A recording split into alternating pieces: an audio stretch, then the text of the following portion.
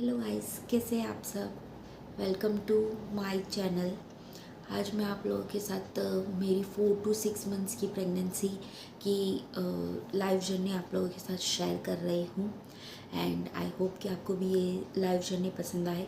उसमें मैंने क्या मिस्टेक किया या मैंने क्या क्या चीज़ें की, हर एक चीज़ मैं ये वीडियो में बता रही हूँ। तो आपकी भी अगर ये महीने की जर्नी है तो आप मेरे साथ शेयर कीजिए ताकि मैं मेरे चैनल पे भी उसे दिखा सकूं। तो अगर आपकी भी कोई मिस्टेक हुई हो तो वो भी बताइएगा ताकि मैं औरों को ये गाइड कर सकूं और भी ये सारी मिस्टेक्स ना करें।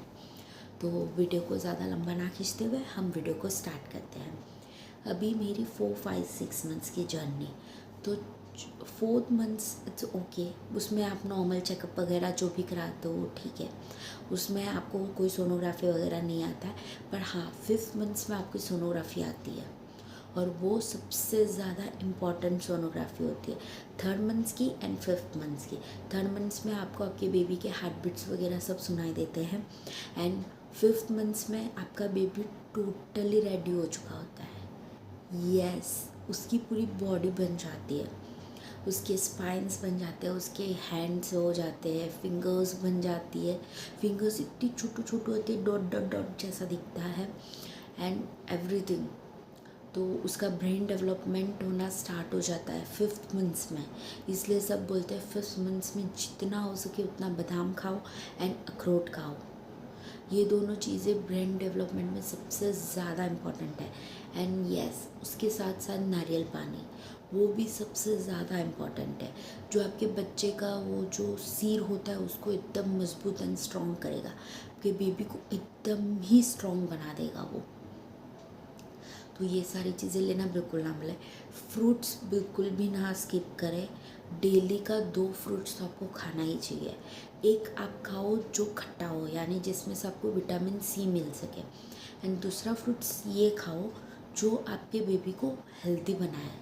जैसे हो गया हमारे लिए ये प्रोमोग्रेनेट मतलब दाडम हो गया, उसके बाद एप्पल हो गया, उसके बाद ऑरेंजेस हो गया यानी कि संतरा हो गया। ऐसे सारे फ्रूट्स, फिर सीजनल फ्रूट्स खाओ। अभी ठंडी का मौसम है तो आप स्ट्रॉबेरी वगैरह आता है वो खाओ, चेरी खाओ, बेरीज खाओ, ऐसे सारे फ्रूट्स, कीवी खाओ। ऐसे सारे फ्रूट्स आप जितना खाओगे उतना आपके बच्चे के लिए अच्छा है, क्योंकि आपका बच्चा फ्लूइड वाटर खुद ही बनाता है अपने मच्छरदानी में। पहले आपको पता ही होगा कि बच्चेदानी क्या होती है, फ्लूइड का कैसे बनता है, उसका वीडियो ऑलरेडी मेरे चैनल पे है। आपने नहीं देखा होगा तो मैं लिंक डिस्क्रिप्शन बॉक्स में दे दूँगी, वो देख लीजिएगा। तो फ्लूइड कैसे बनता है वो सारी चीज़ें मैंने उसमें एक्सप्लेन किया हुआ है। ये जस्ट आप लोगों के इन्फॉर्मेशन के लिए है। आप अपने गायनेकोलॉजिस्ट से भी बात कर सकते हो, तो वो भी आपको प्रॉपरली गाइड कर देंगे, उसमें कोई इश्यू नहीं है। ठीक है, तो हम बात कर रहे थे मेरी 4, 5 एंड 6 मंथ्स की प्रेगनेंसी में। तो 5th मंथ्स की सोनोग्राफी मेरी बहुत बढ़िया थी, बट मेरा बेबी कैसा था वो उसमें उल्टा था। वो उसकी पोजीशन में आया ही नहीं, मुझे 2 दिन जाना पड़ा सोनोग्राफी के लिए, फिर भी वो अपनी राइट पोजीशन में नहीं आया, क्योंकि डॉक्टर को हार्ट बीट चेक करने थे प्रॉपर है या नहीं है। फिर उन्होंने मुझे हाफ फोल्ड कराया, मतलब हाफ लेटा दिया 1 साइडेड उनके साइड में। फिर उन्होंने बोला कि हाँ ठीक है, चलो ओके, कोई बात नहीं, सब बढ़िया है, जो भी होगा हम बाद में दूसरी सोनोग्राफी में चेक कर लेंगे। मैंने कहा ठीक है। और ये चीज़ें सभी के साथ होती है ऑलमोस्ट। जो बेबीज़ होते हैं बहुत मस्तीखोर होते हैं, वो अंदर इतनी मस्ती करते हैं कि वो अपनी पोजीशन पे आते ही नहीं है और सोनोग्राफी में दिखते भी नहीं है, पर फिर भी वो लोग, डॉक्टर लोग को तो हर एक चीज़ पता होती है। तो मेरा वाटर लेवल से लेके मेरे बेबी का हार्ट बीट वगैरह सब कुछ प्रॉपरली ग्रो हो रहा था, तो मुझे कोई इश्यू नहीं था। एंड हाँ, मैंने बताया था जैसे मुझे फर्स्ट 3 मंथ्स कंप्लीट, सबको फर्स्ट 3 मंथ्स में मॉर्निंग सीक्वेंस वगैरह सब कुछ होता है, तो मेरा वैसा कुछ भी सीन नहीं था और मुझे नहीं हुआ। बट येस, मेरा जब 5th मंथ स्टार्ट हुआ मुझे इतनी इचिंग होने लगी पूरी बॉडी में, आप बिलीव नहीं करोगे, मैं वेट नहीं कर पा रही थी, मुझे इतनी खुजली आ रही थी फुल बॉडी पे। बाद में मैंने गायनेक को मैं कॉल किया कि भाई ऐसा ऐसा हो रहा है, मैं क्या करूँ, कुछ गड़बड़ तो नहीं है। फिर सब पता है, हम यूट्यूब पे ये सर्च करते हैं कि खुजली आना है, ये सारी चीज़ें, तो उसका क्या कंसिक्वेंसेस होगा और क्या हम कर सकते हैं। तो सब लिवर फंक्शनिंग टेस्ट वगैरह ये सारी चीज़ें बोलते रहते हैं, पर ऐसा कुछ नहीं होता है। वो जिसका भी टॉयलेट यानी कि 2 नंबर ठीक से नहीं होता है, उसको ये सारी चीज़ों की प्रॉब्लम होती है। बाकी नॉर्मली जब आपका बेबी ग्रो हो रहा होता है तो आपकी बॉडी बढ़ती है, तो बॉडी बढ़ती है तो आपकी स्किन पतली हो जाती है, जिसकी वजह से आपको खुजली आती है। एंड सेकेंड चीज़ ये थी कि मैं वर्किंग वूमन हूँ, तो उसकी वजह से मुझे पूरा दिन बाहर रहना होता है, धूप में जाना होता है, ये सारी चीज़ें। एंड सबसे गंदी चीज़, मैंने सनस्क्रीन अप्लाई नहीं किया। My first biggest mistake. Second biggest mistake, मैं मॉइस्चराइज़र बिल्कुल भी अप्लाई नहीं कर रही थी। मुझे लगता था कि क्या ज़रूरत है, अभी तो मेरा स्ट्रेच मार्क्स नहीं आया है, कुछ भी नहीं आया है, तो मैं फालतू में क्यों लगाऊँ। पर वो गलत है।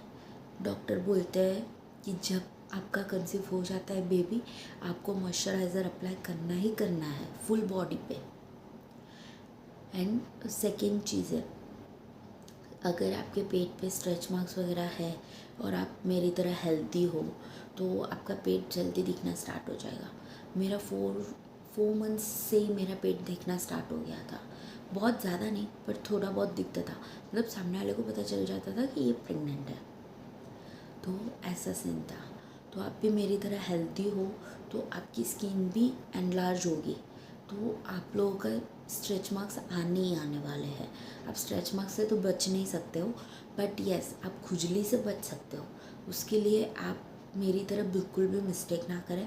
अगर आप घर पे रहते हो तो आप कोकोनट ऑयल या तो ऑलिव ऑयल का इस्तेमाल करें। इफ़ अगर आप मेरी तरह वर्किंग वूमन हो तो आप मॉइस्चराइज़र अप्लाई करें, या तो स्ट्रेच मार्क्स की क्रीम आती है वो अप्लाई करें।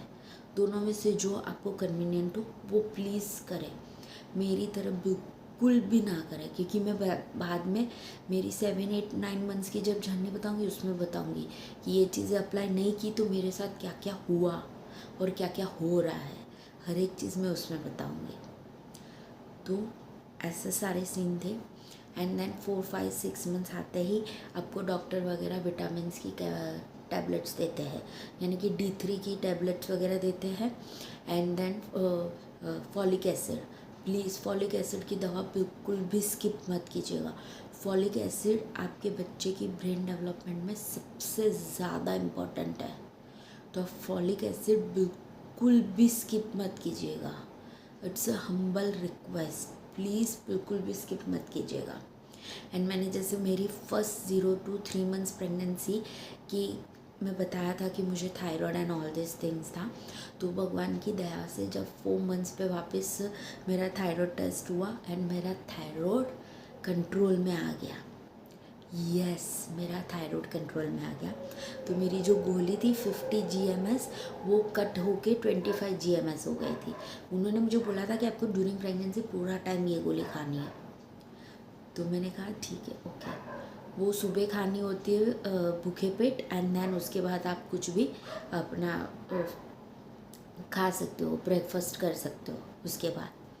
एंड हाँ, मैंने हर एक चीज़ हेल्दी खाई थी। और हाँ, फॉलिक एसिड की दवाई अगर आप विटामिन C के साथ लेते हो, मतलब कुछ खट्टी चीज़ों के साथ लेते हो, तो इट्स वेल एंड गुड, उसका बेनिफिट 2 से 4 गुना बढ़ जाता है।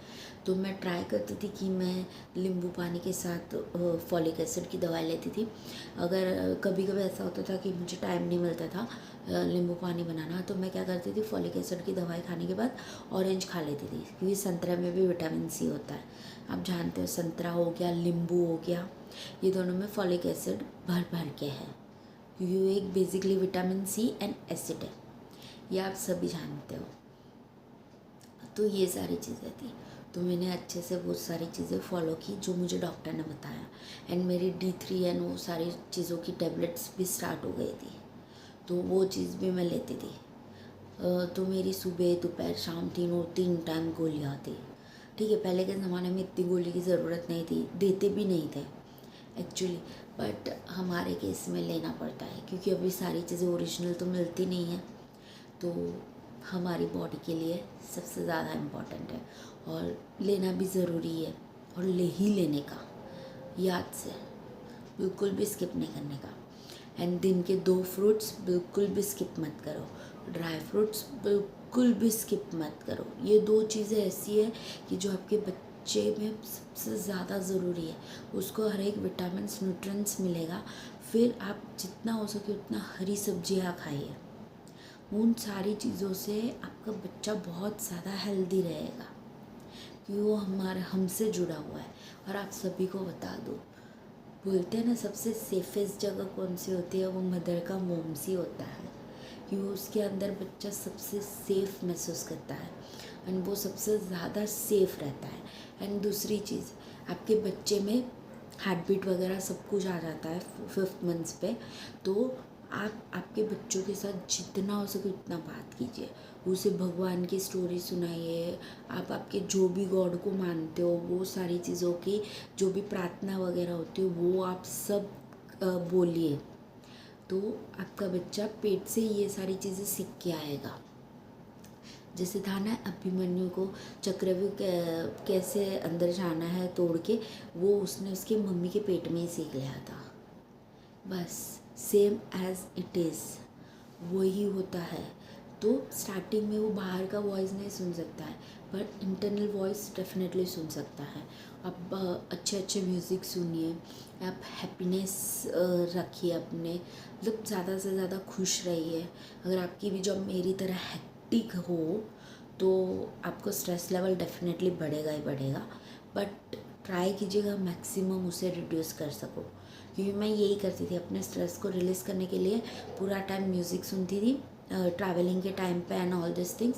फिर बुक वगैरह सब रीड करती थी, स्टोरी बुक्स रीड करती थी भगवान की एंड ऑल दिस थिंग्स, तो उससे मैं एकदम कूल एंड काम हो जाती थी। एंड मैंने जैसे बताया आपको 5th मंथ पे जो मुझे खुजली मतलब इचिंग, आप बिलीव नहीं करोगे इतना इरिटेशन हो रहा था कि जिसकी कोई लिमिट नहीं है, और मैंने खुजा भी दिया था। मैं बता रही हूँ आपको, जो नहीं करना चाहिए था पर मैंने कर दिया था, क्योंकि आप रह ही नहीं पाते हो और रात को इतनी बढ़ती है जिसकी कोई लिमिट ही नहीं है। आप पूरा दिन तो चलो काम में रहते हो तो इतना आपको ध्यान नहीं रह जाता है, पर रात को सीरियसली मैन, एंड आप सो भी नहीं पाते हो, इतनी इचिंग आती थी। तो मैंने मेरे गायनिक को बोला, मेरे गायनिक ने बोला आपको कोई प्रॉब्लम नहीं है, जस्ट आपका बॉडी इनलार्ज हो रहा है, मतलब आपका बेबी बढ़ रहा है, उसकी वजह से आपकी स्किन पतली होती जा रही है एंड आप पूरा टाइम बाहर घूमते हो, धूप एंड ऑल दिस थिंग्स, तो वो सारी चीज़ों की वजह से आपको ज़्यादा इरिटेशन होती है। आपको कुछ नहीं करना है, बस लुकवार्म वाटर का इस्तेमाल करना है। आपको ज़्यादा गर्म पानी भी नहीं करना है, ज़्यादा एकदम ठंडा भी नहीं, लुकवार्म वाटर से नहाओ। एंड येस, मैंने ये एक चीज़ की थी जो आप भी कर सकते हो ट्राई, एंड उसका डेफिनेटली रिज़ल्ट मिलता है। मैं नीम के पत्तों की पाउडर होता है ना, बस वो उससे नहाती थी, तो उससे मुझे इतना रिलैक्सेशन मिलता था एंड मेरी खुजली में ज़्यादा इफ़ेक्ट भी हो गया। एंड विद इन 1 वीक के अंदर मेरी वो खुजली ख़त्म हो गई थी और उसके जो भी निशान थे वो भी चले गए। तो इट्स गुड थिंग्स कि आप भी वो एंटीबायोटिक होती है, उसमें आप थोड़ी सी हल्दी मिला के बस दोनों को पेस्ट बना के अच्छे से रब कीजिए एंड लगाइए एंड ख़त्म। एंड देन हाँ, उसके बाद मैंने मॉइस्चराइज़र लगाना स्टार्ट कर दिया था। मैंने बताया था कि फर्स्ट 3 मंथ्स में मैंने नहीं लगाया, 4 मंथ्स में भी मैंने नहीं लगाया, बट जब ये खुजली स्टार्ट हुई उसके बाद मैंने लगाना स्टार्ट किया। तो बाद में moisturiser and all this things भी अप्लाई करती थी, तो ये सारी चीज़ों से मुझे बहुत ज़्यादा आराम मिला था।